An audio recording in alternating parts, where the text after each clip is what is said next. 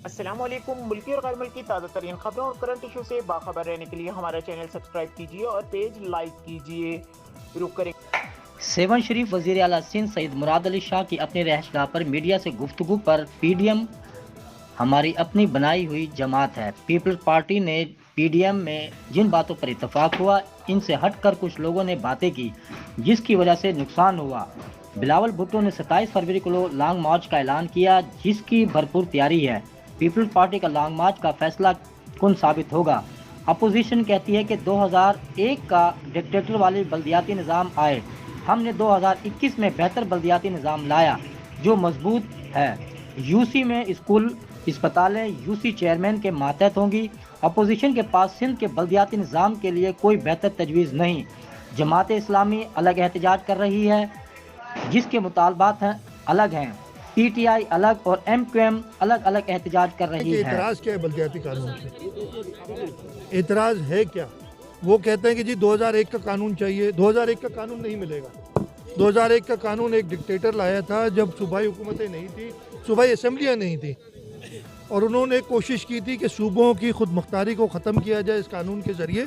वो तो नहीं मिलेगा। इस कानून में जो 2021 का कानून है, बल्दियाती कानून, उसमें हमने बल्दियाती इदारों को और मुस्तहकम किया है। हमने उनको ज़्यादा पावर्स दिए, हमने उनको सारी म्यूनिसिपल सर्विसेज दी हैं।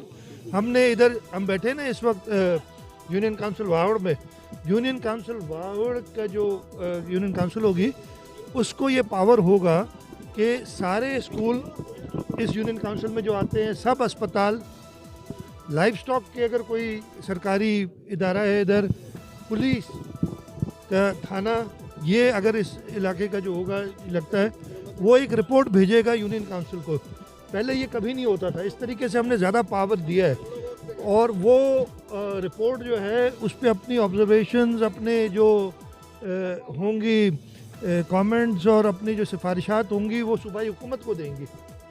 इतना हमने उनको पावरफुल किया है। हमने उनको ख़ास तौर पे जो शहरों में लोकल काउंसिल्स हैं, उनको टैक्स कलेक्ट करने का पावर दिया है। पहले एक्साइज एंड टैक्सेशन डिपार्टमेंट हुकूमत सिंध करता था, तो उनके पास मटेरियल कोई नहीं है।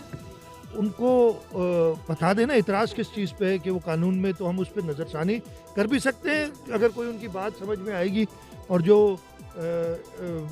मेजॉरिटी लोगों को समझ में आएगी, हम बिल्कुल उस पर इत्तेफाक कर सकते हैं।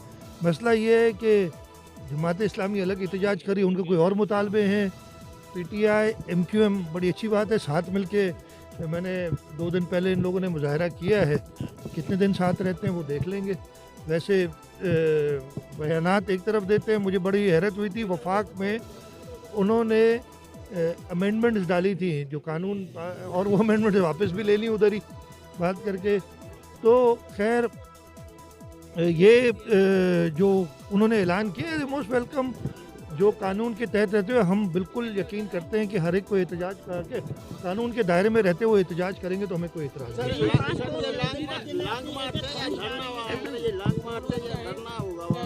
देखिए, वो हम फैसला करेंगे इस वक्त। हाँ, इनका इंफॉर्मेशन सेक्रेटरी जो होता था पीटीआई का, उसने लंबा चौड़ा बयान दिया और कहा कि मैं आहिस्ता आहिस्ता इन सब वज़रा की करप्शन के किस्से खोलूँगा।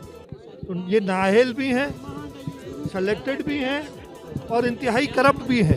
ये सब हम तो कह ही रहे थे। इन्हें जो जवाब वही नहीं था कि अपने लोग ये सब जवाब वही देंगे। वो लॉन्ग मार्च, और कुछ महंगाई अभी एक ताज़ा जो हो गई है इस मुल्क में, 4 रुपए 30, जब से ये हुकूमत आई है, फ्यूल एडजस्टमेंट चार्जेस दिए, ये सारी के सारी हर साल आटे का बोरान, चीनी का, इसलिए कि टाइम पे जो फर्टिलाइजर का जो इम्पोर्ट करनी थी वो इन्होंने की नहीं, और वो खुद लिखते हैं कि जी हमने समझ नहीं आती, इस वजह से हमें महंगी। और पहले तो हम समझ रहे थे कि ना बिजली की कीमत बढ़ गई है, तो अब ये पैसे आवाम नहीं है।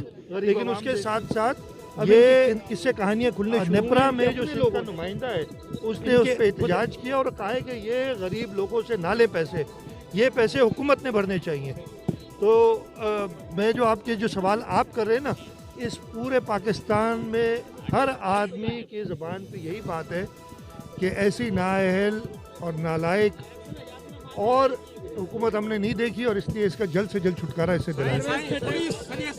7 तहसील में जो लॉ एंड ऑर्डर के इश्यूज़ हुए हैं, ख़ासतौर पे 7 शहर में, मैं 2 दिन पहले भी आया था, मैंने DIG को कहा है और उस पर प्रॉपर इंतजाम करके इंश्योर करेंगे 7 के शहरियों को तहफ़्फ़ुज़ और अमन अमान मिले। और बाकी आपने बात की कि हम मैंने पहले ही जवाब दिया था कि GDA बनाने वाली पाकिस्तान पीपल्स पार्टी थी और हमने ही जो है उसमें इनिशिएटिव लिया है। बाकी पार्टियां जो हैं, कुछ पार्टियां तो खुद ही उनमें से कह रही हैं कि हमें उनके साथ मिल जाना चाहिए। हमारा जो असूली मौक़िफ़ था उससे सारी GDA पहले जो सिलसिले में हमसे नाराज़ हुए थे और गलत ख़त व किताबत की थी उस सिलसिले में, अब वो खुद ही हमने कहा था ना कि जो रेजिग्नेशंस हैं, इस्तीफ़े हैं, वो आखिरी रिजॉर्ट होगा, शुरू में उसको इस्तेमाल ना करें। अब सब उस चीज़ से मान गए, वो इलेक्शन भी लड़े, उसके फ़ायदा क्या हुआ, पूरे पंजाब में PTI हारी इलेक्शंस में, सिंध में हमने PTI को हराया और लोगों का पता चल गया रुझान। उसके बाद खैबर पख्तूनख्वा के इलेक्शंस, कैंटोनमेंट बोर्ड के इलेक्शंस,